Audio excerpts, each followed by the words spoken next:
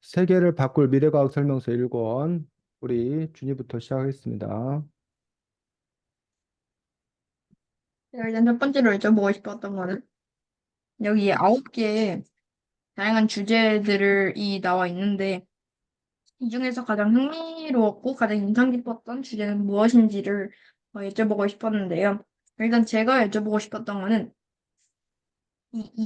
이번에 이단원의 기계학습이라는 게 가장 인상 깊었던 것 같았는데요. 그러니까 제가 체대어 다기 전에 알파고하고 그 알파고가 딱 나왔을 때 되게 많은 사람들이 충격을 입었다고 했다는 걸 제가 예전에 한번 들었던 것 같고, 그리고 이런 알파고나 아니면 이런 인공지능들이 사람의 도움이 없이도 자신 스스로 이런 인터넷에 있는 정보들을 통해 가지고 점점 성장하고 그럴 수 있다는 게 굉장히 놀랍고 그래가지고 이 부분이 가장 인상 깊었던 것 같습니다. 근데 지석원님? 저는 마지막에 사물인터넷 부분이 가장 인상이 깊었는데요. 그 이유는 이제 사물인터넷이라는 게 우리의 일상생활을 되게 편리하게 만들어줘요. 즉, 일상생활과 되게 밀접한 관련이 있고, 또 이제 예를 들자면은 말 그대로 우리가 주위에 있는 물건들이 막 연결되고 이러는 거잖아요. 그래서 버튼 한번 딱 누르기만 하면은 원하는 물건이 배송되고 이런 점들이 되게 또 응용이 많이 될 수도 있고 여러 분야에 이용될 수도 있기 때문에 이런 점이 제일 인상이 깊었습니다. 감사합니다. 그 다음에 지석훈님? 네, 저 같은 경우에는 그 8단인가 9단에서 나왔던 그 데이터를 수집해가지고 그 뒷일을 예측하는 그런 프로그램을 이용한 실화가 좀 더 인상 깊었던 것 같은데요. 뭐 미국의 보건복지부보다 그 검색 기록을 통해서 2주 더 빨리 독감 발생 사건을 알아낸 것도 되게 신기하다고 생각하고 그런 일이 가능한 게, 네, 가능한 거에 대해서 되게, 네, 네, 신기합니다. 네, 인상 네, 깊었습니다. 감사합니다. 그 다음에 하진님?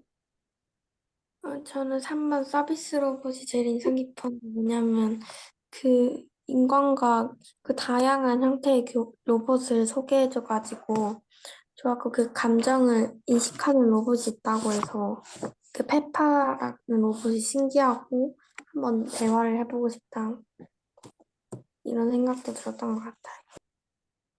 네, 감사합니다. 그 다음에 선생님 발표해 주세요. 네, 뭐 개인적으로 가장 흥미로웠던 부분들은 기계학습의 원리에 대해서 사실 상당히 많이 궁금했었는데 그 원리에 대해서 어쨌든 조금은 더 알 수 있게 되어서 흥미로웠습니다. 네, 감사합니다. 제가 두 번째로 여쭤보고 싶은 거는 아까 하진님이 말씀하셨던 것 같이 요즘에는 인간을 닮은 휴머노이드나 아니면 감정을 인식하는 로봇들이 많이 한다는 것이 이 책에 나왔는데요. 그렇다면 여러분은 이런 휴머노이드나 감정을 인식하는 로봇에 대해 가지고 어떻게 생각하는지를 여쭤보고 싶었습니다. 제가 예전에 책 하나를 읽었는데 그 책에서는 이 책처럼 휴머노이드하고 이 감정을 인식하는 로봇들이 굉장히 발달해가지고 이 로봇들이 인간을 지배하는 그런 내용의 책이었는데요. 이와 같이 전 이런 로봇들이 감정을 인식하게 되면 굉장히 로봇으로 대할 수 없을 것 같은 기분이 들어가지고 불편할 것 같고 그리고 인간을 닮은 로봇이라는 게 그러니까 로봇이 인간을 닮았다는 것 자체가 굉장히 조금 불쾌할 것 같아가지고 그런 부분에 대해 가지고 전 좀 반대할 것 같습니다. 하진님? 음, 그 질문이 그 감정 인식 로봇을 어떻게 생각하는지. 전 물론 그 다양한 형태로 그 도움을 줄 수 있겠지만 저도 왠지 좀 꺼림직하고 그래가지고 반대하는 입장입니다. 감사합니다. 그 다음에 지석투님? 저 같은 경우에는 그래도 이런 식으로 로봇이 감정을 느낄 수 있게 된다면 더더욱 사람처럼 되고 그리고 저희의 삶에도 많은 영향을 끼칠 것 같아서 그래서 어느 정도 긍정적으로 작용할 수 있다고 저는 생각을 합니다. 감사합니다. 그 다음에 지석원님?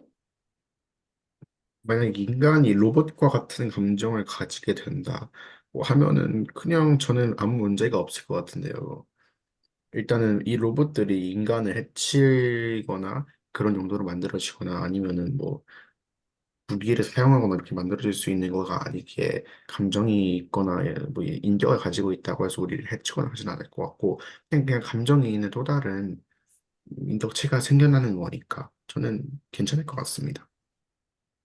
감사합니다. 그다음에 선생님, 네, 저는 뭐 꼭 인간이 한다라는 법이 없다라는 뭐 부분에서 보면 뭐 감정을 갖게 하는 것들도 뭐 가능하지 않겠냐라고 생각할 수 있습니다. 근데 이제 어쨌든 아직은 제가 인간이다 보니까 인간 중심 생각하다 보니까 근데 로봇이 감정을 갖게 되는 순간 여러 윤리적인 측면이라던가 뭐 어쨌든 그 쉽게 말하면 로봇을 마음대로 부려먹을 수 없는 그래서 이제 로봇에 대해서 우리가 감정이입을 하게 되고 그럼 상당히 여러 가지 그 문제가 많이 발생할 거라고 생각이 되기 때문에 인간 종 중심으로 놓고 생각한다면 로봇에게 감정을 부여하는 것들은 삼가하는 게 좋겠다라고 생각합니다. 감사합니다. 그다음에 여기 이제 세 번째 질문인데요.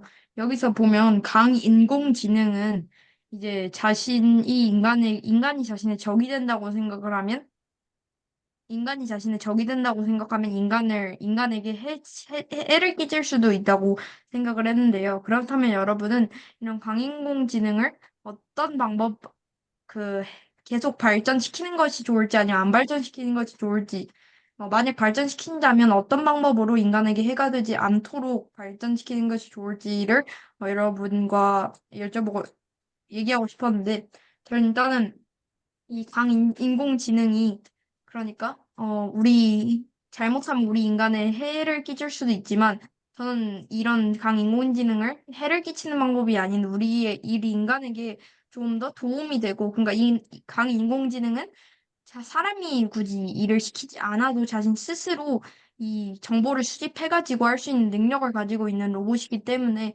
잘만 이용하면 인류의 발전에 훨씬 큰 기여를 할 수 있을 거라고 생각해가지고 강인공지능을 조금 더 안전한 방법으로 발전시키는 게 맞다고 생각합니다. 그다음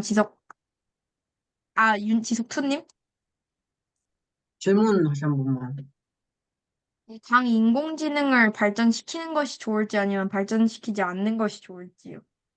네, 저도 뭐 주인님의 말처럼 발전시키는 게 좋다고 생각을 하긴 하는데 역시나 위험 부담이 좀 있는 편이에요. 그래서 뭔가 이런 거 정보를 수집할 때 어느 정도의 제한을 걸어둔다던가 뭐 그런 방법으로 조금 더 예방하면 괜찮을 것 같다고 저는 생각을 합니다. 감사합니다. 그다음에 하진님? 저는 물론 좋게 사용하면 좋겠지만 좋게 사용하다가 갑자기 얘가 너무 똑똑해져서 어떻게 될지도 모르니까 통제가 아예 안 될 수도 있잖아요. 그래서 조금 개발하더라도 선은 안 넘게 개발을 하면 좋을 것 같습니다. 네, 감사합니다. 그다음에 지석원님? 지능을 발전시켜서 개들이 뭐 우리를 적으로 인식해 공격을 한다고 하더라도 근데 그런 일이 생긴더라도 결국은 걔네들의 끄는 스위치는 인간이 가지고 있기 때문에 그 안전을 되게 대비책만 잘 준비해 놓는다면 강국은 개발이 계속해도 될 것 같습니다. 네, 감사합니다. 그다음에 선생님? 네, 뭐 지석이 의견에 동의합니다. 네, 저 여기까지 하겠습니다. 네, 수고했습니다. 다음 2등. 나요. 음, 환자가 된다면 왓슨 로봇의 처방을 받을 것인가, 의사 처방을 받을 것인가 물어보고 싶은데, 저는 왓슨 처방을 들을 것 같은데, 왜냐면 98%나 정확하다고 나와 있기도 하고, 근데 그만큼 성능도 좋고, 암에 걸린 사람도 퇴원을 했다고 하니까, 그래도 왓슨 로봇 말을 들을 것 같습니다. 그럼 윤지석 원님.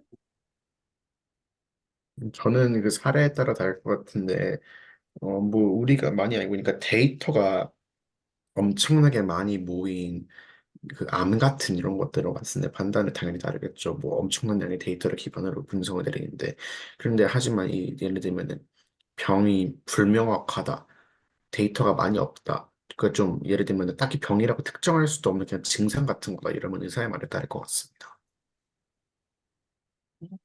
네, 그러면 박준희님. 저는 왓슨의 말을 따를 것 같은데, 그러니까 저희 어머니가 조금 병리에 걸려졌을 때, 그때 로봇 수술을 한번 받으셨거든요. 근데 그때 되게 그 회복이 빠르고, 그래가지고 그때를 보고 로봇 의사가 정말 조금 도움이 되고, 현재에도 많이 쓰이고 있구나라는 생각이 들어가지고, 왓슨을 따를 것 같습니다. 네, 그럼 인지석 투님. 저 같은 경우에는 솔직히 말해서 여기서 나오는 왓슨에 대해서 왓슨이 내린 진단에 대한 데이터, 그러니까 이거 확률 이게 정확한 거라고 제가 믿기가 힘들 것 같거든요. 솔직히 말해서. 이게 과연 이 왓슨이 그냥 일반적인 사람을 보고 이렇게 암 판별을 내렸는지 아니면은 이 암 같다고 온 사람의 증상이 뚜렷한 그런 사람들의 보고 이런 암 판별을 내렸는지 뭐 이런 식으로 그런 판별을 내렸는지가 저는 불확실하다고 생각하고 오히려 저 지금 현재 상태로는 그런 로봇한테 맞는 것보다는 사람한테 확인을 받는 게 더 낫다고 생각을 합니다. 네, 그럼 선생님. 네, 뭐 가장 결과적인 것들은 사람이 판단을 해야 한다고 생각합니다. 그래서 우선은 뭐 그 왓슨을 이용해서 그것들을 검토하지만 결국은 뭐 사람이 최종적으로 책임지고 판단해야 되기 때문에 네, 왓슨의 그 뭐야 결과를 사람들이 보고 그러고 나서 그거를 이렇게 받아들일지 안 받아들일지는 전문가 의사가 판단하면 된다고 생각합니다. 네, 그러면 두 번째 질문은 혼자 산다면 그 무인 택배를 그 시킬 것인가 안 시킬 건가를 물어보고 싶은데, 저는 만약 그 무인 택배함이 가까이 있다면 시켜볼 것 같은데, 왜냐면 그 혼자 사면 좀 위험할 수도 있고, 위험하다기보다는 걱정도 많이 될 것 같은데, 그 무인 택배함으로 시켜서 좀 그나마 걱정을 덜어낼 수도 있고, 그래서 그 무인 택배함이 있다면 저는 시켜볼 것 같습니다. 그 윤지석 원님. 저는 그냥 바로 집 앞으로 배달시킬 것 같은데, 왜냐면은 귀찮으니까요. 네, 그럼 박준희님.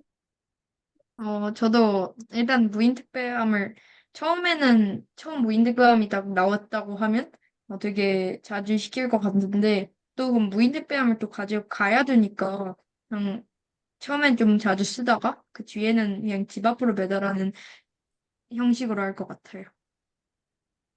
네, 그럼 윤지석 투님. 제가 죄송하게도 비타민즘이라는 병이 있어가지고, 네, 사용하지 않을 것 같습니다. 네, 그럼 선생님. 네, 제가 이제 얼마 후에 이사를 가는데 거기에 무인 택배함이 있는 걸로 알고 있습니다. 그런데 뭐 집 앞에 놔도 특별히 뭐 우리 뭐 그런 분실 사고나 이런 것들이 여태가 있었던 적이 없었기 때문에 믿고 그냥 하면 된다고 생각이 들고 준희 씨 의견과 마찬가지로 무인 택배함 또 찾으러 가면 그것도 귀찮은 일이어서 굳이 이용하지 않을 건데 혹시 뭐 이렇게 장기간 외출한다거나 뭐 그럴 때는 무인 택배함을 뭐 이용할 수도 있다라고 생각합니다. 네, 그럼 전 여기까지 하겠습니다. 네, 수고했습니다. 지금 너희들이 사는 곳에는 무인 택배함이 없어? 편의점 같은데. 편의점밖에 없어요. 편의점 택배지 무인 택배함은 아닌 거지. 좀 요즘 없어요. 새로 생긴 아파트들 그 꽤 됐는데 그 무인 택배함 생긴 지가 그 아파트 왜 뭐 이렇게 공동 그 1층 그 뭐야 앞에 이렇게 택배함 이렇게 여러 개 해놓고 그래서 그 택배 아저씨가 오면은 거기다 집어넣고 뭐 이렇게 비밀번호 키 이렇게 핸드폰을 전송하면 나중에 그 비밀번호 그거 보고서 와서 눌러갖고 찾아가고 그런 것들은 이미 많이 상당히 보편화된 걸로 알고 있습니다. 그래서 어 다음 해. 첫 번째 질문은 이쪽에 이제 외국에서 여러 가지 그 정보를 담은 칩을 손에 이식하는 사람들이 많아지고 있다고 했는데, 그러면은 만약 이 칩을 자신이 이식을 할 것인가 이거에 대해 물어보고 싶은데요. 저는 별로 하고 싶진 않을 것 같아요. 왜냐면 일단은 이식할 때 이게 이 안에서 어떤 부작용을 일으킬지 잘 모르고 또 해킹 당하면은 끝장이기 때문에 저는 별로 이식하고 싶지 않을 것 같습니다. 주님. 저는 일단은 해보고 싶은데, 그러니까, 이제 이식을 하면 컴퓨터 같은 것도 내 마음대로 조종이 되고, 에어컨 같은 것도 생각을 하면 딱 되는 거니까 되게 신기할 것 같아가지고, 그 다음에 한 번 여기 책에 나온 것처럼 어떤 사람이 진행을 했는데, 그때는 그게 부작용이 아직까지 나타나지 않아가지고, 저는 한번 해보고 싶습니다. 이석이? 저 같은 경우는 약간, 솔직히 그래도 뭔가 기계를 뭔가 몸에 이식하고 뭐 이런 건 약간 썩 기분이 좋을 것 같지는 않아서 뭐 한다면은 뭐 저런 걸 팔찌 착용 정도는 뭐 해볼 생각이 있습니다. 주님. 저는 할 수 있다면 좀 꺼림직하긴 하겠지만 해볼 것 같은데, 왜냐면 막 숙제할 때나 그럴 때 인터넷으로 막 답을 쳐볼 수도 있고 머릿속으로 그래서 한번 궁금하기도 하고 앞에 사람들 말처럼 한번 해보고 싶긴 합니다. 선생님? 네, 이미 그 일론 머스크가 칩을 뇌에 이식하는 그 뭐야 것을 이미 실시를 했습니다. 그 동물 실험이어서 사람한테도 그 했고 지금 현재는 이제 주로 이제 장애를 갖고 계신 그런 분들이 아, 뇌에 칩을 이식함으로 인해서 그래서 본인이 생각하는 거 이런 것들을 통해서 뭐 기계를 작동한다던가 요게 가능한 그러니까 그전에는 이제 예를 들면 뭐 눈 그 전신 마비 환자가 눈동자의 어떤 움직임으로 그래서 뭐 이렇게 의사 표현을 한다던가 뭐 그런 식으로 했더라면 그것보다 이제 더 이제 진전해서 뇌의 그 전기 뇌파 뭐 이런 것들을 이용해 가지고 자기가 뭐 이렇게 컴퓨터 마우스로 막 이렇게 움직인다던가 뭐 등등 여러 가지 그런 작업을 할 수 있도록 하는 어떤 그런 부분들이고 이제 더 나아가서는 뭐 이게 아직은 영화 속 얘기입니다. 뭐 우리가 뭐 데이터를 다운받는다던가 뭐 이런 식의 어떤 그런 것까지 과연 갈 수 있는 건가라는 부분들은 아직 이제 그 미지의 세계라고 하는데 저는 굳이 아직은 뭐 이렇게 뇌에 뭐 칩 같은 거를 다운받는다던가 이런 거에 대한 거부감이 좀 있습니다. 그래서 특히 제 어렸을 때 이제 교회 다녔었는데 그때 이제 666이라고 해서 악마의 숫자 뭐 이렇게 얘기하면서 그렇게 뭐 이렇게 정확히 기억이 안 나는데 어쨌든 거기에 보면은 이렇게 뭐 사람 몸에다가 뭐 이렇게 심어가지고 무슨 그런 거가 이제 그 악마의 표시다라는 뭐 그런 식의 어렸을 때 그런 얘기를 너무 많이 들어가지고 그 잠재의식적으로 그거에 대한 공포감 이런 것도 없잖아 있다라고 생각이 들고 더 나아가서는 과연 인간이 어디까지 더 그 발전해야 되는 건가라는 부분에서 이미 충분히 지금도 아주 많이 발전한 거 아닌가라고 하는 그런 부분들에서 굳이 과연 더 발전하는 것들이 과연 우리 인간의 삶을 더 행복하게 할 것인 건가라는 거에 대해서 의문을 갖고 있기 때문에 그냥 이 정도로 만족하고만 사는 것도 괜찮겠다라고 생각합니다. 두 번째 질문은요. 과연 로봇 요리사가 이 인간 요리사를 대체할 수 있을까입니다. 일단 제 생각은 절대 안 될 것 같습니다. 왜냐면 일단은 로봇 요리사라는 것이 그 일단 인간 요리사라는 로봇 요리사를 인간 요리사를 절대 대체할 수 없는 게 일단은 레시피를 개발하는 건 사람이고요. 그리고 그 레시피를 완벽하게 만들 수 있는 것도 그걸 결국 그걸 만든 사람이기 때문에 이제 로봇 요리사가 아무리 프로그래밍 된 요리를 척척 해낼 수 있다고 해도 인간 요리사를 대체하기 어려울 것 같습니다. 주님. 저는 요리사를 대체할 수 있을 거라고 생각을 하는데요. 그러니까 이런 데이터, 이 요리 레시피 같은 것들도 지금까지 여러 셰프들이 한 데이터나 아니면 셰프들이 한 영상들을 수백 번을 돌려보면서 그 사람들의 특징을 하나하나 알아가는 그런 과정 속에서 인공지능들도 이런 그런 것을 성장시켜가지고 레시피를 개발할 수 있고, 그 다음에 훨씬 더 섬세한 손길로, 물론 요리는 감이라는 말도 있지만, 어쨌든 섬세한 손길로 이런 그 요리들을 하면 더 맛있을 수도 있을 것 같습니다. 네, 지석이. 어디서 들은 말인데 요리는 감이라고 했습니다. 네, 그래가지고 뭐 이런 셰프들 같은 경우에는 솔직히 정량을 따로 재고 뭐 아니면 뭐 측정을 하던가 뭐 그런 식으로 따로 하지는 않고 뭐 어느 정도 감으로 하는 거랑 그리고 뭐 날씨, 습도 뭐 이런 거에 따라서 또 조금씩 양이 달라진다는 뭐 그런 얘기를 들은 적도 있고 또 그리고 결정적으로 과연 로봇이 맛이랑 맛있다에 대한 정의를 알까라는 의문점이 들어서 네, 로봇이 과연 이게 저희가 맛있다라는 표현을 사용하는 게 무엇인지 그런 걸 확실하게 이해할 수 있을까를 저희는 잘 이해하지 못할 것 같다고 저는 생각합니다. 하지. 음, 저는 할 수 있을 것 같은데 아까 박준희님이 말하신 것처럼 그 로봇도 그 글도 쓸 수 있다고 하고 그림도 그릴 수 있는데 그 데이터를 수집해서 새로운 거를 만들어내는 거잖아요. 요리도 그렇게 해서 될 것 같다는 생각이 듭니다. 선생님. 네, 저도 충분히 가능하다고 생각합니다. 아까 지석 투님이 그 몇 가지 이제 그 우려한 어떤 그런 부분들에 대해서 맛을 알까라고 했는데 로봇이 굳이 맛을 알아야 할 필요는 없습니다. 다만 윤지석 투님이 어떤 맛을 좋아하는지를 그 데이터만 로봇은 알고 있으면 되고 로봇은 그런 점에서 인간에 비해서 훨씬 더 그 개별화된 지석 원님이 좋아하는 맛과 지석 투님이 좋아하는 맛의 차이를 알고 그 사람한테 맞춤형으로 요리가 가능하지 않을까 생각하고 아까 뭐 그 날씨라던가 뭐 이런 거에 따라서도 그 달라진다라고 했는데 인간이 감에 의해서 한다라면 로봇은 정확한 데이터에 기초해서 하기 때문에 그 부분에서 훨씬 더 그 완성도가 높아질 거다라고 생각하고 지석 원님이 레시피 개발과 관련되어서 이제 레시피 개발을 못하지 않냐라고 했었는데 그동안의 그 로봇이나 인공지능은 인간이 프로그램을 짜주면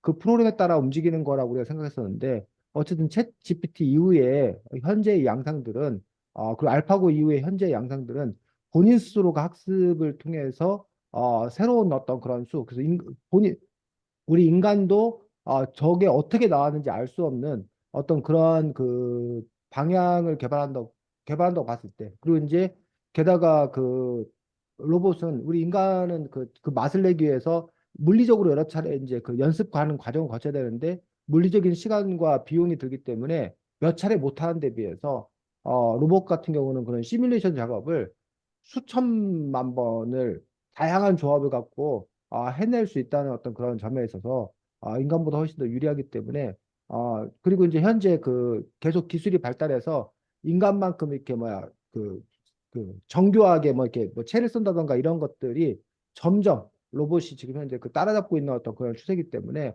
결국은 인간의 어떤 뭐 칼질이라던가 뭐 이런 여러 가지 그런 섬세함의 어떤 그런 정도도 로봇들이 결국은 따라잡지 않겠나라고 생각하기 때문에 요리사는 충분히 대체 가능하다라고 저는 전망합니다. 그러면은 마지막으로 과연 이런 로봇들이 음악까지도 점령할 수 있을까에 대해 물어보고 싶은데요. 저는 음악이라는 게 저는 로봇들을 음악 쪽까지는 못 건들 것 같아요. 왜냐하면 이게 음악이라는 게 너무 추상적이고 너무 다양하고 데이터에 기반을 하더라도 이건 너무 추상적인 면도 강하고 그러기 때문에 이게 음악 쪽은 잘 못할 것 같은 느낌이 듭니다. 중.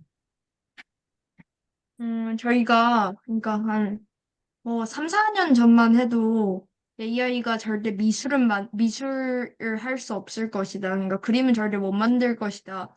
라고 그렇게 얘기를 했는데 지금 보면 만들고 있잖아요. 근데 조금 어색하긴 하지만 그래도 그림을 되게 만드는데 그래가지고 저도 음악도 그러니까 완벽하게 지금 당장 완벽하게 만들 수 없겠지만 시대가 지날수록 점점 자연스러운 음악을 만들 수 있을 거라고 생각을 합니다. 거기 죄송한데 한 2년 전부터 이미 음악 만드는 앱이 있었고요. 그 로봇으로. 그리고 그것뿐만 아니라 어느 정도의 선율을 들려주면은 그거를 통해 가지고 네, 멋있는 곡을 작곡해주는 뭐 프로그램이라든지 아니면 그냥 땡곡으로 그냥 느낌을 알려줘서 작곡해주는 그런 프로그램이 한 2, 3년부터 있었던 걸로 저는 기억을 하고 있기 때문에 네, 충분히 그쪽까지 넘볼 수 있다고 저는 생각을 합니다.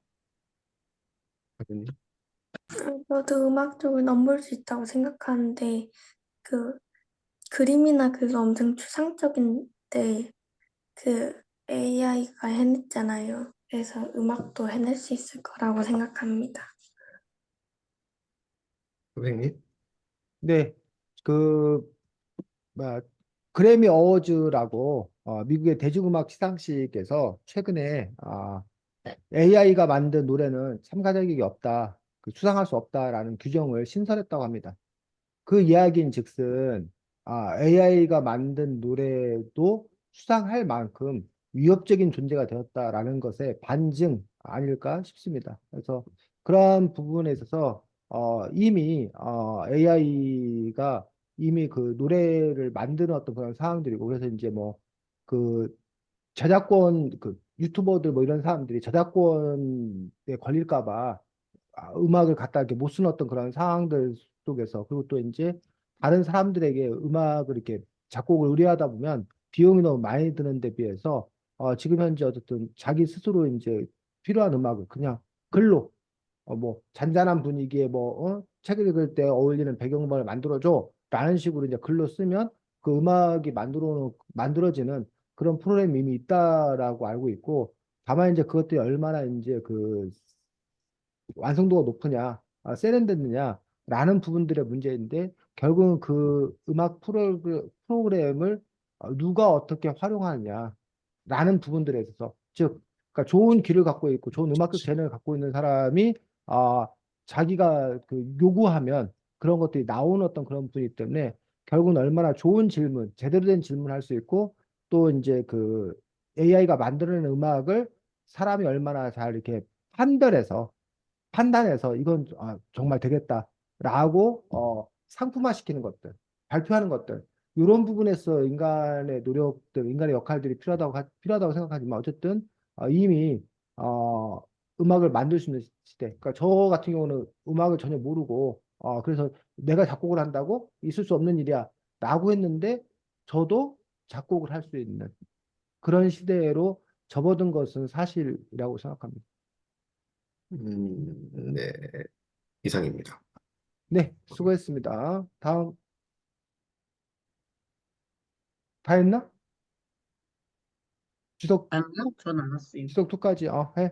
네, 저 같은 경우에는 그 3D 프린터에 관한 얘기를 해보고 싶은데, 과연 이 3D 프린터로 이 세계에서는 이 3D 프린터가 아직까지는 뭐 엄청나게 발전되지 않았지만, 나중에 되면은 뭐 이런 3D 프린터 설계 도면만을 이용해서 뭐든지 다 만들 수 있고, 또한 이런 3D 프린터 도면으로 뭐 무기나 아니면 뭐 위험한 것들도 다 만들 수 있다고 이런 얘기를 하는데, 그냥 이런 게, 추후에도 가능할지를 여러분들한테 전 여쭤보고 싶습니다. 저 같은 경우에는 이런 권총, 뭐, 아니면 뭐, 미사일, 뭐 이런 거 같이 많은, 많은 물질들이 필요하고, 그리고 뭔가 부품, 뭐, 그냥 한 가지로만 만들 수 있는 그런 것들은 3D 프린터로 만들기가 힘들 것 같고, 근데 뭐 이런 권총 같은 것도, 조립식으로 따로따로 하나씩 만든다고 하는데, 불가능은 아닐 것 같다고 저는 생각을 합니다. 네, 주님. 저는 3D 질문 한 번만 다시 해주실 수 있어요? 그러니까 이런 3D 프린터는, 그러니까 이 3D 프린터, 그러니까 이 책에서는 뭐 나중에 프린터가 많이 발전하면 이 프린터를 통해서 무기 같은 거를 만들 수 있을 거라고 하는데 뭐 이러한 점이 뭐 나중에 가능하고 어떤 식으로 오게 될지를 한번 주시면 좋을 것 같습니다. 아, 그러니까 3D 프린터라는 게 그러니까 예전에는 우리가 프린터라고 생각하면 보통 이차원적인 것만 만들 수가 있었는데 이제는 이제 3D 프린터를 이용해 가지고 뭐 3차원이나 아니면 더 3차원적인 걸 만들 수 있게 되었으니까 나중에는 이제 무기 같은 것도 또 3D 프린터가 발전하게 되면 무기 같은 세밀한 물품들도 하나하나 만들 수 있다고 생각합니다. 알겠습니다. 네, 추천은? 발음 때문에 안 들렸는데 질문 한 번만 다시 해주실 수 있나요? 네, 알겠습니다. 그, 저희 3D 프린터, 그 3D 프린터를 나중에, 지금은 아직 많이 발전되지 않았는데, 나중에 더 많이 발전된다면, 이 3D 프린터를 통해서 무기나 뭐 그런 거를 국경을 뛰어넘어서 설계도만 통해서 전달할 수 있을지에 관해서 물어보는 질문입니다. 킹받아. 당연히 가능하다고 생각합니다. 요즘도 이미 3D 프린터 굉장히 빨리 발전하는 중이고, 이미 설계도만으로도 뭐 3D 프린트를 이렇게 결과물을 뽑아낼 수 있는 이런 기술들이 많이 또 발전되었고, 또 계속 발전하고 있기 때문에, 무기 같은 거 만드는 건 나중에 일도 아니지 않을까 싶습니다. 네, 알겠습니다. 네, 하주님. 저도 가능할 거라고 생각하는데, 지금 로봇들이나 아까 인수석님 말대로 많이 발전하고 있으니까 충분히 가능할 거라고 생각을 합니다. 네, 알겠습니다. 네, 선생님. 네, 3D 프린터로 이미 곤충 같은 것들은 이미 제작을 하고 있는 상황들입니다. 그래서 그걸로 인해서 뭐 이렇게 실제로 이렇게 뭐야 범죄에 이용되고 하게 해서 사회적인 문제가 됐던 적도 있고 3D 프린터 가지고 건축 그래서 집을 짓는다던가 그런 것들도 현재 이미 실용화되어 있는 그러한 상황들입니다. 그래서 제가 십수년 전에 3D 프린터를 처음 알고 상당히 이제 열광? 야 이제 시대가 정말 많이 바뀌겠구나 라고 해서 이제는 마트에서 우리가 물건을 사는 게 아니라 집에서 직접 물건을 만들어 쓸 수 있지 않을까 라고 이제 생각을 사실 했습니다. 근데 생각보다 뭐야, 생활 속에 이렇게 오는 그런 속도는 피부에 느끼지 아직 못하지만 그렇지만 그 또 다른 어떤 그런 분야에서는 3D 프린터가 상당히 많이 이렇게 어쨌든 활력을 찾고 있는 때라고 생각합니다. 그래서 우리가 이제 또 특이점이라고 얘기하는데 어느 그 한 단계 이제 업그레이드되는 어떤 그런 상태, 그러니까 그 물이 이렇게 있다가 100도가 되면 막 끓기 시작하는 것처럼 지금은 이제 서서히 지금 온도를 올리는데 서서히 온도를 올리는 동안에는 우리가 별 변화가 없는 것처럼 생각하는데 갑자기 이제 부글부글 그 특이점이 딱 지나면 부글부글 끓어서 이렇게 발전했어? 이런 변화가 있어? 지금 현재는 아마 그런 시기가 아닌가. 그러니까 10여 년 전에 3D 프린터가 처음 사람들에게 알려졌을 때 깜짝 놀랐다가 그 위에는 근데 막상 큰 변화 없네? 라고 했지만 지금 이렇게 그 끓는 점이 점점 올라가서 다시 한번 그 특이점이 오면 상당히 또 이렇게 놀라운 변화가 있지 않을까라고 예측됩니다. 알겠습니다. 저는 여기까지 하겠습니다. 네, 수고했습니다. 자, 세상을 바꿀 미래 과학 설명서, 미래 과학 설명서. 자, 지금 이 책이 혹시 언제 발행된 책인지 확인할 수 있어? 음, 이 책이 초판이 언제 발행된 책인지. 잠깐만요. 2017년 7월 28일이요. 그 보면 초판 1쇄 발행됐다는데 이 초판이라는 건 뭐냐면 처음 음, 그 작가가 이제 출판사 원고를 넘겨서 그 출판사에서 이제 처음 인쇄한 거를 우리가 초판이라고 해. 그 초판 말고는 뭐가 있냐? 개정판이라는 게 있어. 개정판이라는 거는 그 원고를 좀 뭐 한 거야? 손본 거야. 고친 거야. 상황에 맞게. 그럼 이제 그걸 개정했다고 해서 개정판. 또 증보판이라는 것도 있어. 증보판. 증보판은 초판인 상태 속에서 한 장을 더 덧붙인 거야. 나중에 좀 내용을 추가시킨 거야. 그런 거 우리가 이제 증보판. 그래서 초판이냐, 증보판이냐, 개정판이냐. 뭐 이런 이름을 이제 붙는 거야. 그다음에 그 뒤에 이제 1쇄, 2쇄 이렇게 붙어 있는 거 뭐냐면 1쇄는 책을 한 번 찍을 때 한 권 찍는 게 아니란 얘기예요. 뭐 1,000권, 2,000권, 3,000권 뭐 이렇게 찍어. 근데 출판사 입장에서 처음부터 만약에 뭐 3,000권을 찍었어. 근데 만약 그 책이 안 팔려. 그러면 3,000권 찍어놓은 거 보관료도 많이 들고 종이값도 낭비잖아. 잉크값도 낭비잖아. 그러니까 이 음, 책이 얼만큼 팔릴 건가를 예상해서 예를 들면 그 1,000권을 찍었단 말이에요. 근데 이 책이 대박. 엄청 많이 팔려. 그럼 또 찍고 또 찍어야 되는데 이 책을 찍을 때 한 번에 1,000권을 찍나 2,000권을 찍나 그 가격 차이가 거의 안 나. 종이값 정도밖에 차이가 안 나. 그런데 1,000권 찍고 나서 다시 또 1,000권을 찍으려면 곱하기 비용이 2가 되는 거야. 지금 제 말 이해가? 그러니까 예. 1,000권을 찍을 때 만약 100만 원이 든다. 그럼 2,000권을 찍는다고 200만 원이 드는 게 아니라 한 번에 찍으면 1,000권 찍으면 100만 원이면 2,000권 찍으면 뭐 한 1,300만 원 든다 이렇게 된단 말이에요. 근데 1,000권 찍고 나서 다음에 다시 1,000권 다시 찍으려면 그러면 200만 원이 드는 거예요. 그러니까 이 출판사는 그 계산을 잘해야 되는데 어쨌든 일세 갖고 요즘에는 보통 뭐 1,500부, 뭐 1,000부, 500부 찍기도 하는데 색에 따라서는 그렇게 찍어놓고 그 책이 거의 다 팔릴 즈음 되면 또 2세에서 또 그만큼 또 찍는 거예요. 뭐 어쨌든 그런 식인데 어쨌든 그래서 초판이 언제 발행된 날을 보는 게 중요한데 2017년이야. 지금부터 몇 년 전? 7년 전. 7년 전이라는 얘기. 근데 야, 7년 만에 미래가 온 거야? 아니요. 안 온 거야? 근데 여기 지금 여러분이 보고 본 것들 중에서 이 1번 자율주행차부터 시작해서 9번 증강현실과 가상현실까지 중에서 여러분들 이 중에서 현재 안 온 게 뭐야? 여러분이 보기에 이건 아직 현재 아니다. 음, 음, 잠깐만요. 저기 스마트폰방 123쪽에서 스마트폰 체크해도 반.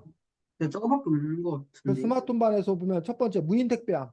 아까 선생님 말했지 이거 이미 됐죠? 현실이야. 있다. 무인 택배는 이미 현실이야. 그 새로 짓는 아파트라던가 아니면 이제 우리나라에서 무인 택배하면 주로 어디냐면 여성들이 혼자 사는 그런 경우에 이렇게 뭐야 그 택배 기사로 위장한 그 범죄자들이 범죄 사건이 좀 있었어. 그러다 보니까 이제 그 불안하다는 얘기야. 그러다 보니까 이제 이렇게 무인 택배함을 이용한다던가, 뭐 아까 뭐 편의점 택배를 이용한다던가, 이런 식으로 이제 발전한 건데, 그래서 이제 동네에 이렇게 뭐 이렇게 무인 택배함을 따로 이렇게 설치한 그런 그 지방들이 있어. 지방자치 단체가. 근데 무인 택배함 이미 현실이고. 그다음에 배달 로봇과 드론. 어때 이거? 배- 배달 로봇은 근데 거의 없지 않아요? 자, 배달 로봇도 지금 보면 두 개야. 일단 안 식당 하는 거예요. 안에서의 배달 로봇은 아, 그건 있죠. 이미 현실화됐어. 불과 네. 1, 2년 사이에 막 엄청나게 많이 늘어나고 있어. 그러니까 여러분들 그 다 삼겹살 구울 수 경험해 있고. 봤어? 가면은 네, 이렇게 네, 봤어요. 이렇게 중국집에 많아요, 중국집. 쥐가 이렇게 와가지고 이제 이비가 짬뽕. 손님들 맞아. 먹이잖아. 굴 파스타도 있고. 그렇지. 그거 이제 그걸 등장한 이유는 인건비의 상승. 사람 인건비가 상승하다 보니까 홀에 그 배달해주는 그 서빙해주는 그 사람의 한 명 몸값이면 요 배달 로봇 갖고 뭐 한다는 거야? 한다는 거야. 그 하나가 있고 그 다음에 이 책에서 말하는 배달 로봇은 현재는 실용화는 안 됐고 저기 그 판교 분당 그러니까 판교가 우리나라의 어쨌든 그 뭐야 실리콘밸리라고 하는 그 과학기술 쪽에 많이 이제 집적돼 있는 그런 곳인데 그런 곳 같은 경우에 시범 사업 정도로 실제로 무인 로봇이 배달 로봇이 실제로 뭐 이렇게 뭐 피자를 배달한다던가 뭐 커피를 배달한다던가 그래서 그 배달 네, 로봇이 배달을 해. 그래서 엘리베이터 타고 올라가고 그다음에 호텔도 이미 배달 로봇이 있고 호텔에서는 엘리베이터 타고 올라가서 저희까지 네, 그 맞아요. 뭐야 방 앞에까지 해서 그 서빙해 주는 것까지 배달 로봇 이거 이미 현실화돼 있어. 드론 그거는 많죠. 드론을 통해서 피자 배달하는 거 알아? 아니요, 아니요. 우리 세종시에서 이것도 이제 네, 완전히 그 현실화되지는 않았고 세종시에서 시범 사업 비슷하게 뭐 세종시에 무슨 공원이 있대. 그 공원에서 이제 피자를 시키면 드론이 이렇게 피자를 배달해 주는 어떤 그런 시스템으로 되고 아 우리나라는 그런데 드론을 통한 택배 배달이 좀 저기만 가능할 거라고 예상하고 있어. 섬. 그동안은 섬에 뭘 배달을 하려면 배가 이렇게 다녀야 되잖아. 그러니까 시간이 많이 걸려. 근데 바로 뭘 띄운다는 거야? 드론을 띄워가지고 배달을 하는 어떤 그런 형태. 근데 이제 이거는 근데 우리나라는 아파트 밀집 지역이어서 그 뭐 집 앞까지 배달을 해줄 수가 없잖아. 근데 이제 미국 같은 경우는 이제 주택 위주다 보니까 미국은 드론이 가가지고 뭐에다 떨어뜨려 주는데 마당에다가 그 택배를 이렇게 해주면 되기 때문에 그거 가능하고 우리나라에서 오히려 드론이 드론 택시 들어봤어? 드론 택시. 아, 그 그, 드론이 사람을 실을 만한 크기의 그런 드론인 거야. 그래서 사람을 태워서 뭐하는 드론을 통해서 옮겨주는 교통 그런 부분들에 대한 논의는 활발해. 근데 이제 그것들이 이제 그 뭐 보험 문제라던가 뭐 이런 문제 때문에 아직 이제 상용화되지 않은 것뿐이지 기술로는 이미 그것들이 확보되어 있는 걸로 알고 있습니다. 자, 그다음에 여기 보면 최고 시속 1000km 달리는 초고속 열차. 요거 같은 경우가 이거는 아직 그 실험 단계. 일론 머스크가 아, 그 캘리포니아 뭐 이런 곳에서 아직 뭐 이렇게 한 1km, 2km 정도 이게 구간 설치해가지고 실제 가능하다는 것까지는 입증을 했는데 요거를 이제 어느 구간에서 이제 설치할 건가라는 부분들에 대해서는 아직까지는 이제 그 뭐야 환상인 거지. 아직까지는 꿈인 어떤 그런 단계인데 근데 요것들도 어쨌든 그 기술적으로는 기술적으로는 이미 가능하다라고 얘기하고 있습니다. 우주로 가는 사람들은 우주로 가는 사람들은 있어요. 이미 우주 관광이 가능합니다. 근데 다만 돈이 많이 들죠. 몇십억, 몇백억 정도 내고 해서 벌써 뭐 몇십 명이 다녀왔어. 우주에. 우주 관광 저희 그 왔고 그래서 지금도 이제 돈 있으면 우주 관광을 갔다 올 수 있는 어떤 그러한 시대가 됐고 해서 옛날에는 이런 우주 개발과 관련되어서 어디가 주도했어? 미국 미국의 나사. 그러니까 음, 정부 예산으로 주도했어. 근데 지금은 그 개인 그냥 기업, 회사 사회 회사도 일론 머스크가 세운 회사 음, 있어. 그리고 그 아마존에서 세운 회사 있어. 그 두 회사가 지금 그걸 또 다른 회사도 있는데 특히 그 두 회사가 아주 그 경쟁이 치열한 그러한 상황이어가지고 우주 관광이 가능한 어떤 그런 부분이기 때문에 스마트 운반도 물론 얼마나 현실화됐냐라고 하면 아직 현실화되지 않았기 때문에 미래 과학이다라고 얘기할 수 있는데 그 미래 과학이라는 게 우리 영화 속에서나 책 속에서나 있었던 일은 아니라는 거야, 지금. 그 부분 현실화된 거고, 다만 아직은 이제 실용화, 대중화는 안 된 어떤 그런 상태라고 볼 수가 있는 거죠. 또, 여기서 뭐가 미래 과학이 아직 현실화 안 된 게 뭐야? 자, 첫 번째 거 볼까? 또 자율주행 자동차 어때, 이거는? 조금, 있죠. 저것도 계속 시험 중이죠. 아니 근데 미국에서는 해. 자, 우리나라 같은 경우는 자율주행 자동차가 어느 정도까지냐면, 선생님이 이제 그 뭐야, 스마트 크루즈라고 해서 고속도로에 옛날에 운전할 때 선생님이 너무 긴장해갖고 막 어깨가 막 뻑적지근하고 힘들었어. 근데 지금은 고속도로 운전이 제일 편해. 왜냐면 스마트 크루즈에서 내가 뭐 100km, 150km, 뭐 120km 이렇게 설정을 해놓잖아? 그러면 자기가 알아서 뭐 해? 그냥 쭉 가. 그러다가 차 앞에 있으면, 차가 앞에가 뭐 좀 느리게 간다. 그럼 그거에 맞춰서 내가 속도를 뭐 해? 늦춰. 그러니까 120 달리다가 무인단속기, 100km 무인단속기 나오면 얘가 스스로 뭐 해? 100km 늦춰. 그러니까는 거의 그 운전대 잡고는 있어야 되지만 운전대 안 잡고 있어도 사실은 별 문제가 없는 거지. 차선도 자기가 다 인식을 해서 자기가 가기 때문에 그래서 오히려 막 그 밤에 비 오는 날 운전하기 되게 힘들거든. 그때는 차라리 스마트 크루즈를 켜놓고 가는 게 더 안전한 느낌이에요. 내가 운전을 잘못하는 것보다 차라리 기계를 믿는 게 낫다 해서 처음엔 쌤이 그거를 되게 불안했었어. 이거 믿을 수가 없었어 막.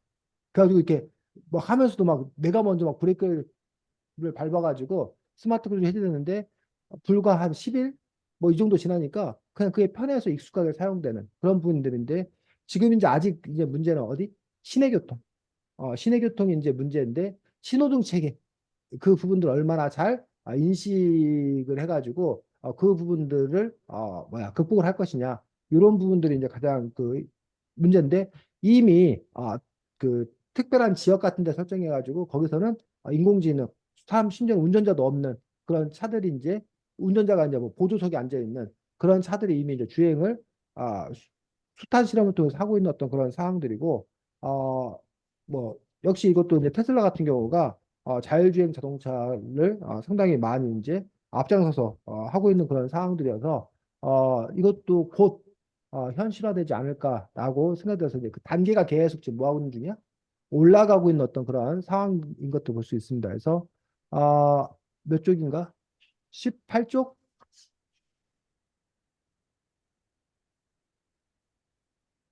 단계가 여기 있다. 18쪽이 아니라 18쪽. 자, 0단계 운전자가 차량을 직접 제어하는 단계. 그냥 자기가 알아서 운전하는 단계지. 1단계는 1단계는 시스템이 운전을 지원하는 단계. 어, 운전자는 차의 속도나 방향을 통제하면서 여러 개별 기술의 뭐 조금 받을 수 나 있습니다. 차선 유지 시스템, 적응형 순항 제어에서 요즘 새로 나온 차들이 요거가 기본으로 다 설치되어 네, 있습니다. 맞아요. 이거 다 기본으로 있지. 그 다음에 부분 3단계는 3단계는 조건부 자율주행 단계로 운전자가 상황에 따라서 적절히 대응할 수 있다면 시스템이 운전 상황을 제어하는 부분 자율주행이 가능합니다. 즉, 도심에서는 교차로 신호등, 횡단보도로 인식해 가속으로 차량이 제어하고 고속도로에서는 일정 구간의 교통흐름을 고려해 자동으로 차선을 바꾸거나 껴줄 수 있어요. 요거를 아직은 못 하고 있는 거예요. 요게 지금은 시범 사업으로만 실시하고 있는 거예요. 그래서 지금 2단계까지는 실용화, 3단계 1단계는 거의 어? 5년 전, 1단계는 거의 5년 전부터 된 걸로 기억하는데 1단계는 뭐라고? 거의 꽤 오래된 걸로 기억하고 있는데 5년 그렇지, 그렇지. 전부터 어, 네. 1단계는 뭐 그렇지. 그래서 지금 현재 2단계까지는 실용화 됐고 3단계로 지금 3단계는 현재 시범 사업 정도의 어떤 그런 단계고 이제 그 다음에는 이제 뭐야? 뭐 4단계, 5단계까지 가지 않겠냐라고 이제 예상을 하고 있고 4단계, 5단계까지 갔을 경우에 상당히 큰 변화가 예상된다라고 보여집니다. 그래서 일단은 뭐 라디오 시대의 종말을 얘기하는 사람들이 있어. 왜? 자율주행차 나오는데 왜 라디오가 종말을 해? 이제 그냥 차 타면서 핸드폰 보거나 유튜브 보거나 음. 라디오를 들을 일이 없으니까. 그렇지. 음, 지금 현재 라디오 청취를 가장 많이 하는 사람들이 운전자들이야. 운전 중에 전방 주시를 기본해야 되니까 우리가 귀만 자유롭잖아. 그래서 이제 라디오 듣거나 뭐 음악 듣거나 뭐 이럴 수밖에 없는 어떤 그런 상황들인데 굳이 사람이 전방 주시하지 않으면 라디오 듣지 않고 말 그대로 스마트폰 보고 있거나 영화 보고 있거나 뭐 그렇게 바뀌겠지. 그러다 보면 이제 자율주행 됐을 때 라디오 시대 정말 물론 뭐 라디오 듣는 사람 여전히 있지만 지금에 비해서 그 파이가 확 줄어들 거다라고 이제 얘기하는 거죠. 또 이거 스마트 자동차가 또 되면 누가 또 종말이 음, 운전기사, 음, 택시기사, 택시기사. 버스기사. 택시기사, 버스기사 다 음, 끝나지. 또 운전학원, 운전학원이 필요 없지. 왜? 이제 운전을 배울 거의 할 필요가 필요가 없으니까. 없으니까. 운전 배우지 않아도 네, 되잖아. 또 택배기사, 네, 왜? 그쪽도 다. 운전할 필요가 없으니까. 택배기사 이거 뭐 누가 택배 뭐 갖다 줄 수 없잖아. 그 지가 알아서 갖다 줄 거 아니야. 어? 음, 그럼 사람이 나와서 그냥 꺼내만 가면 될 거 아니야. 뭐 이런 식으로 이 스마트 자동차, 자율주행 자동차가 되었을 때 그것 자체가 그 파급할 그 효과라는 것들이 상당히 많다라는 거지. 이것들 속에서 어떠한 그 차이가 있을 것인 건가라는 부분들. 그래서 이 스마트 이 자율주행 뭐 이런 것들이 가능하게 되면 이제 과연 자동차를 과연 사람들이 굳이 소유할 필요가 있을까? 음? 그 주차장 같은 것도 문제도 상당 부분 많이 해결될 수 있다는 거지. 그러니까 지석이 회사 출근시키고 나서 차가 뭐 한다는 거야?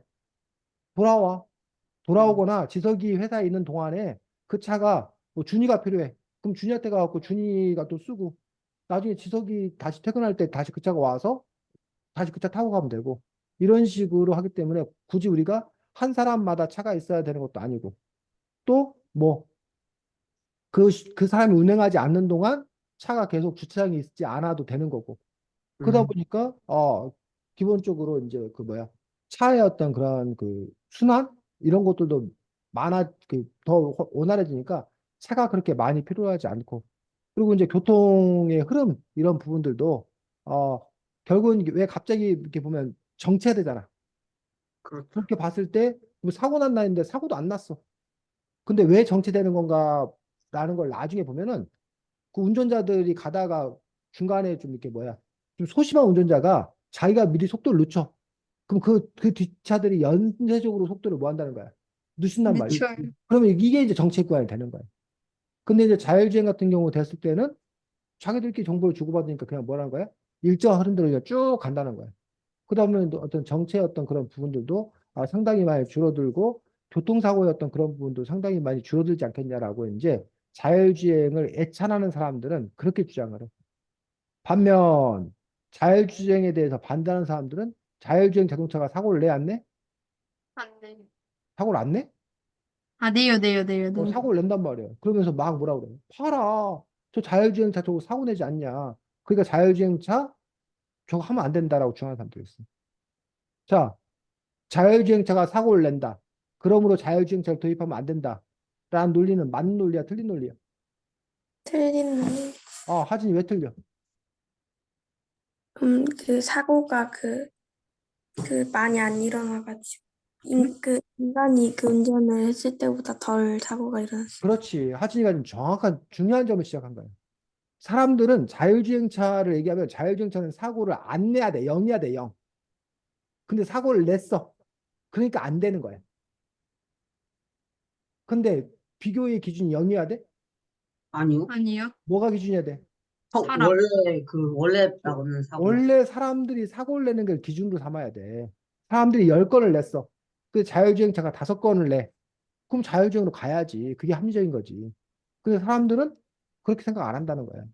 아까 저기도 마찬가지야. 왓슨? 그 암 아, 진단도 걔가 진단율이 뭐 80%야. 그럼 20%나 틀려. 그러니까 왓슨을 믿을 수 없어. 왜? 20%나 틀리니까. 어? 뭐 100% 맞아야지. 근데 문제는 뭐라는 거야? 그것도 비교 기준을 뭘로 삼아야 돼? 인간. 사람 우상 그 오줌률이 얼마냐는 얘기야. 어? 사람보다 오줌률이 낮으면 그러면 왓슨이 오히려 더 손들어줘야지. 근데 우리 사람들은 정서적으로 그런 정서를 갖고 있지를 못해. 많아요. 그러다 보니까 이제 그게 걸림돌이고 또 이제 가장 큰 걸림돌은 그거지. 자동차가 되었건 왓슨이 되었건 간에 누가 책임져야 될 거냐라는 누가 사람이야 그 의사가 잘못 판단했으면 그 의사가 책임을 지잖아.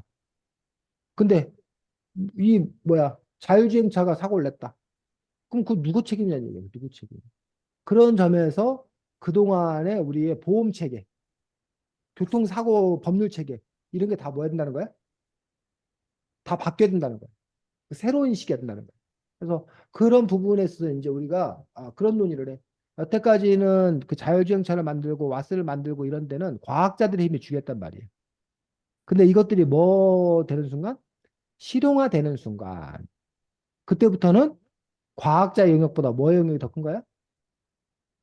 법학자, 윤리학자, 경제학자 이런 사람들의 영역이 더 커진 거라는 얘기예요. 결국 그 사람들이 협업을 해야 가능한 그런 부분들을 볼 수가 있습니다. 자, 두 번째 또 뭐 나왔어?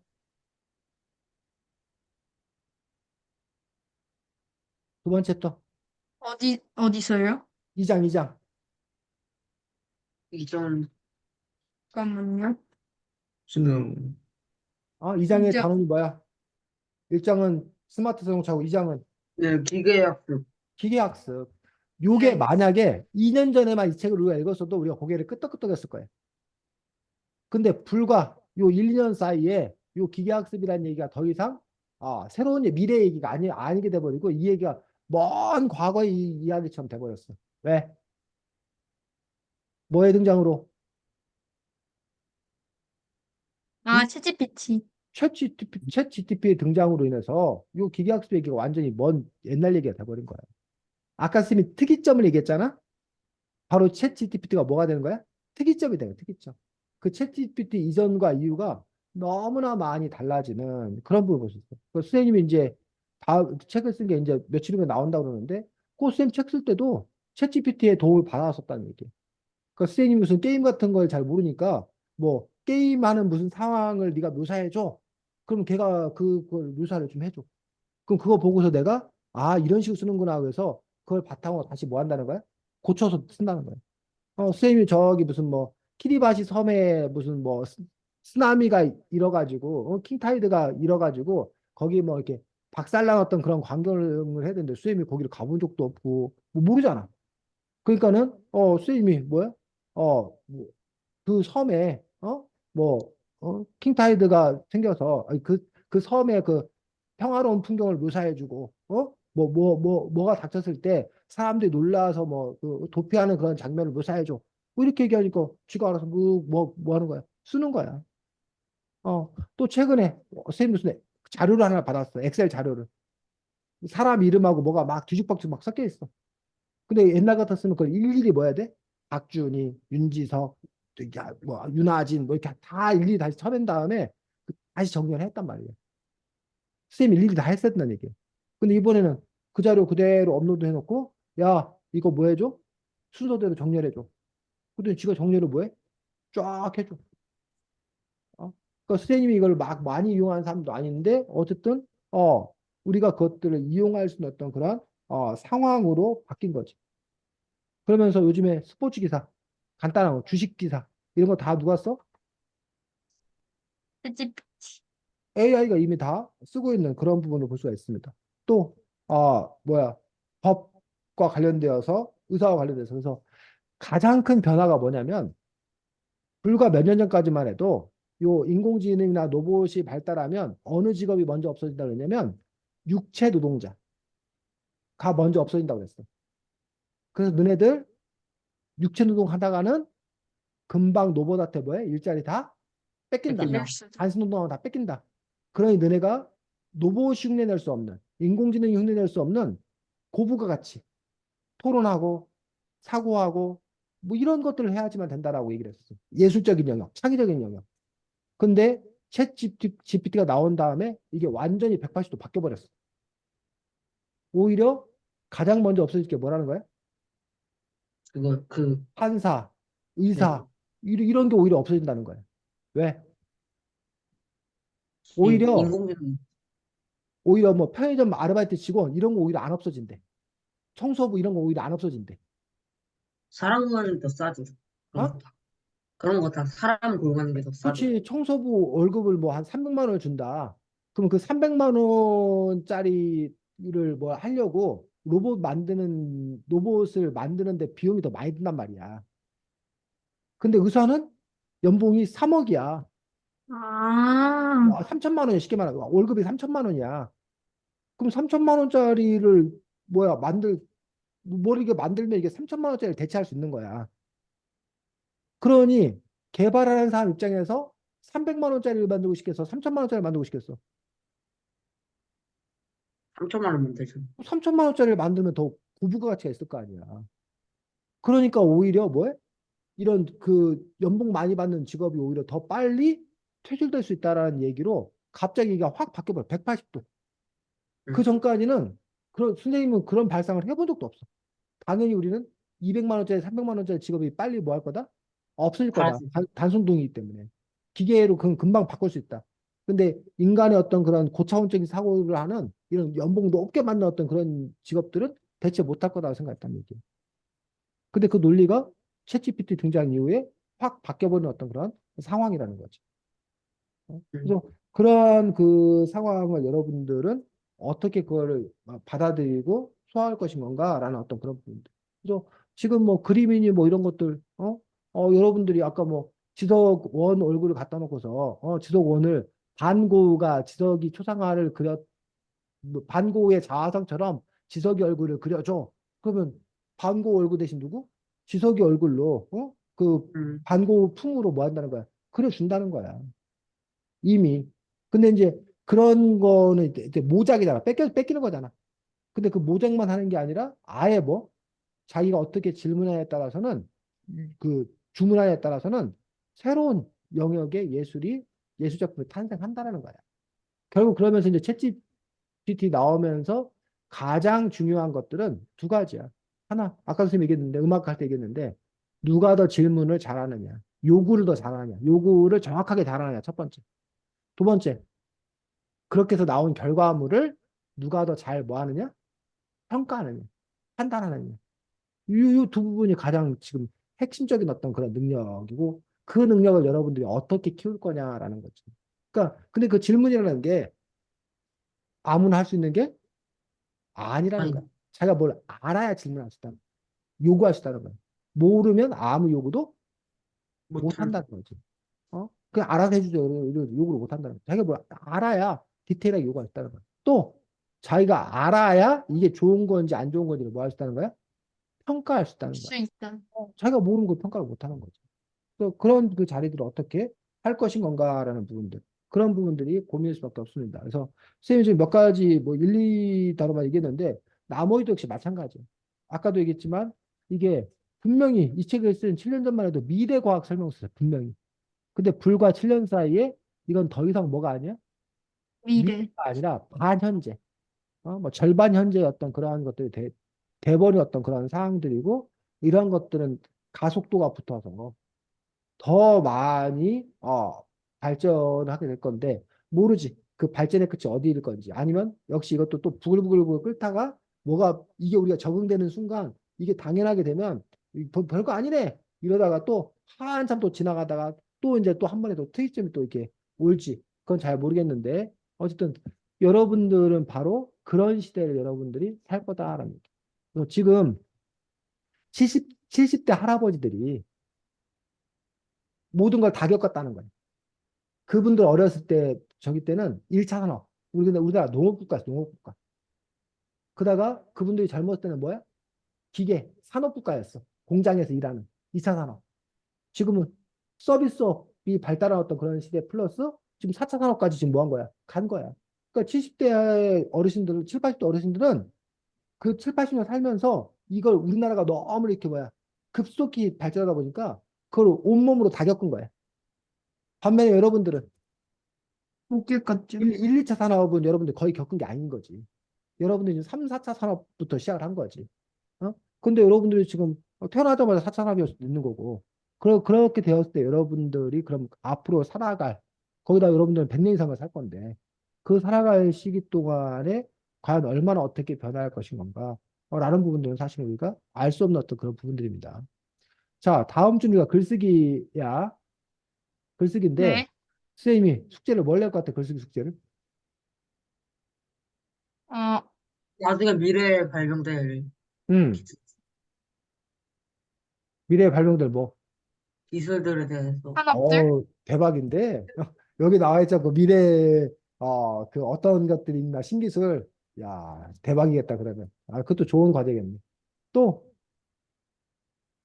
음, 자, 선생님이 여러분들에게 다음 주 글쓰기 과제는 여러분들이 20년 후 또는 30년 후 괜찮습니다. 지금 2024년인데 2044년 또는 2054년 쉽게 말하면 여러분들 그냥 여러분들 부모님 연세 정도 됐을 때 한 응. 2034년이나 한 2040년 되겠다. 2040년. 한 2040년에 윤지석의 하루, 윤아진의 하루, 박준희의 하루를 글로 쓸 거예요. 근데 미래 나의 하루요. 미래에 여러분의 하루를 글로 쓸 건데 이 글의 숙제의 중요한 포인트는 뭐냐면 여러분의 하루가 궁금하지 않아 사실은. 네, 여러분의 하루가 그동안 궁금한 건 아니야. 그 응. 여러분의 미래의 하루에 이 미래과학 설명서에 나와 있는 것들을 최대한 뭐해서 활용해서 활용해서 여러분의 하루를 뭐 하라고? 재구성. 생각해. 그걸 글로 쓰라고. 그러니까 뭐 예를 들면 지금은 엄마가 야 준이 일어나! 라는 소리에 준이가 하고서 이렇게 눈 뜨고 일어나잖아. 근데 그것도 미래에는 뭐 할 거란 얘기야? 뭔가 바뀔 거야. 로봇이 와가지고 로봇이 와가지고 뭐 주인님 일어날 시간입니다. 뭐 한다던가 아니면 무슨 뭐라고 해야 되나?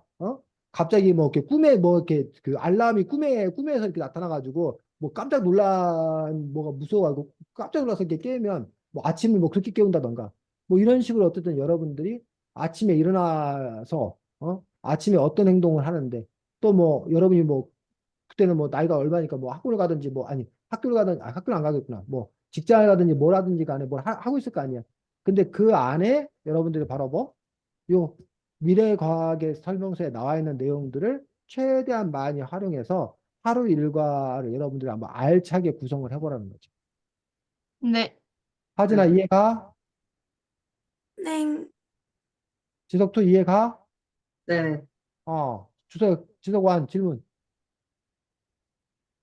질문은 딱히 없습니다. 너네들 선생님이 느끼는 바는 뭐냐면 선생님은 분명히 A를 얘기했는데 꼭 보면 나중에 다음 주 숙제 온 거 보면 아, 가끔 이렇게 B를 해온 사람들이 꽤 아, 있어. 맞아요. 아, 맞아요. 다르게 저희. 쓰는 사람들. 네. 근데 그래서 그 중에 나도 있어. 근데 보면 이게 문제는 뭐 하나만 B를 쏘고 나머지는 A를 쏘아야. 근데 B를 쏘는 애가 막 세 명이고 그러면 가끔 아, 선생님 나를 의심해. 내가 뭘 잘못 얘기했나? 선생님, 저 그거 설명할 게 있는데, 그거. 어, 저 같은 경우는, 글을 좀, 좀 늦게 쓰는 편이거든요. 수업 전이나 뭐 그럴 때 좀, 아니면 주말이나 뭐 그럴 때 쓰는 편인데, 그렇다가 주제를 까먹어서, 준이한테 보통 물어봐요. 근데 준이가 진짜 한 번도 안 빼놓고 전부 다 틀린 답변을 제시했거든요. 지석이는 그래도 높은 확률로 맞는 말을 해주는데, 준이는 거의 맨날 틀린 답변을 제시해줘요. 자, 그래서 어, 제가 그걸 듣고, 그 떠가지고 다음에 하진이한테 말했죠, 제가 그걸. 제가 이제 들은 다음에 이제 하진이가 또 저한테 물어봐요. 그럼 제가 또 준이한테 들은 걸 제가 또 얘기해 주는 거예요. 알겠습니다. 그래서 지석 질문. 어쩌라고. 자, 다시 한번 정리하겠습니다. 2040년을 배경으로 해서 여러분의 하루를 씁니다. 첫 번째. 근데 네. 중요한 네. 포인트는 여러분의 하루가 별로 궁금하지 않다고 그랬어. 다른 때면 여러분의 하루, 그 자기 진로서 뭐 이런 거에는 여러분의 하루가 궁금했어, 그때는. 여러분이 나중에 어떤 진로를 꿈꾸는가. 근데 지금은 여러분의 하루가 궁금한 게 아니라 미래의 세상이 어떻게 펼쳐질 건가에 대해서 여러분들이 잘 예상을 하라는 건데 예상도 중요하지 않아. 여러분이 이 책을 얼마나 잘 이해하고 읽어서 이 책에 나와 있는 기술을 효과적으로 여러분들이 잘 뭐 하느냐? 소개하느냐. 설명하느냐. 근데 그거를 어떻게 그 하루라는 어떤 그런 스토리에 담아서 소개하느냐. 이해가? 네. 네. 그게 초점이기 때문에 어쨌든 여러분 이 책을 더 잘 읽고 또 이 책에 나와 있지 않는다 하더라도 여러분들이 또 다른 자료를 참고하든가 예상해서 여러분들이 그 여러분들 하루를 그래서 미래과학이 충분히 여러분들이 봐야 되도록 글을 써볼 수 있으면 좋겠습니다. 질문 저요. 없고 자 너네도 오늘 학교 안 갔어? 네. 아유 그 4일 연휴야? 네. 어제부터 절반이 지났네. 그 나머지 절반이 남았으니 또 나머지 절반 하시기 쉬워요. 바랍니다. 자, 수고 많았습니다. 네. 안녕. 안녕히 안녕히 계세요. 계세요. 안녕히 음. 계세요.